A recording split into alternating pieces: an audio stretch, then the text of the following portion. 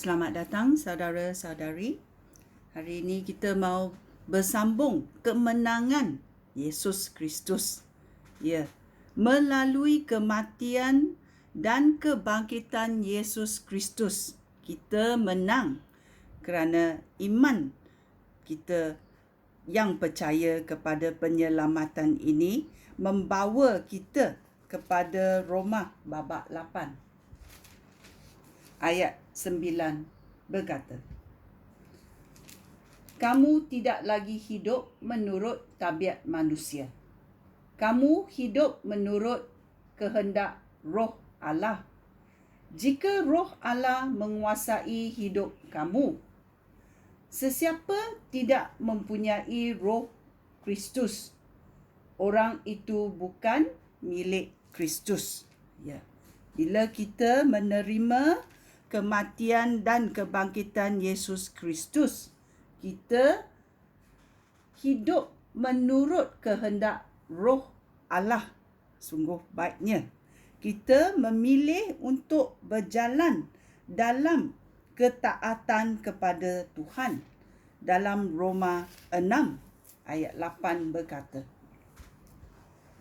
jika kita sudah mati bersama-sama Kristus, kita percaya bahawa kita pun akan hidup bersama-sama Dia. Hal itu demikian kerana kita tahu bahawa Kristus sudah dibangkitkan daripada kematian. Kristus tidak akan mati lagi.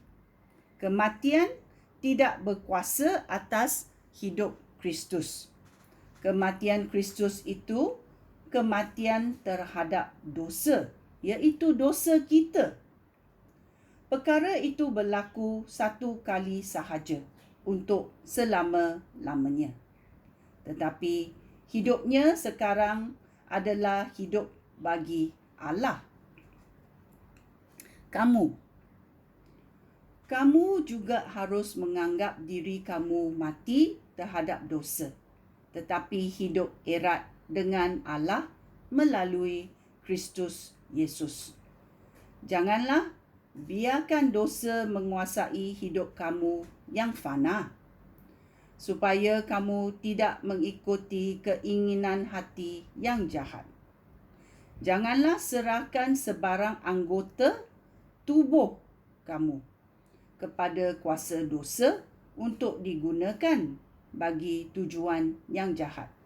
Sebaliknya, serahkanlah diri kamu kepada Allah sebagai orang yang dahulunya mati, tetapi sekarang telah dihidupkan oleh Allah. Serahkanlah segenap diri kamu kepada Allah, supaya Allah boleh menggunakan kamu untuk melakukan kehendak-Nya. Ya, sangat baiknya Tuhan. Dosa tidak boleh menguasai kamu, kerana kamu tidak lagi hidup di bawah Taurat, tetapi kamu hidup di bawah rahmat anugerah Allah. Amin. Kita juga tahu dalam Roma babak 8 ayat 3 dan 4 berkata, perkara yang gagal dilakukan oleh Taurat kerana tabiat manusia lemah sudah dilakukan oleh Allah. Allah mengalahkan kuasa dosa yang ada dalam tabiat manusia dengan mengutus anak-Nya Yesus Kristus, anak-Nya sendiri yang datang dalam keadaan manusia yang cenderung berbuat dosa untuk menghapuskan dosa. Allah berbuat demikian supaya kehendak-Nya yang dinyatakan di dalam Taurat dapat kita lakukan dengan sepenuhnya dalam hidup kita yang menurut kehendak Roh Allah dan bukan menurut kehendak tabiat manusia. Kerana kita tahu dalam Yesus apa-apa pun boleh, tetapi di dalam manusia, apa-apa pun terhad. Itulah kita tahu bahawa kita mahu hidup menurut roh Allah dan menyenangkan hati Allah. Iaitu kemenangan ini dicapai oleh manusia bila manusia percaya kepada penyelamatan Yesus Kristus. Kerana Yesus Kristus mati di kayu salib dan darahnya ditumpahkan untuk menghapuskan dosa manusia.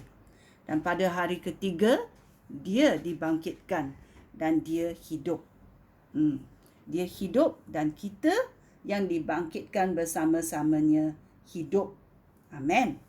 Ini adalah kemenangan yang kita mesti kecapi kerana kita tahu dalam Yesus kita menang. Sekian, terima kasih. Shalom.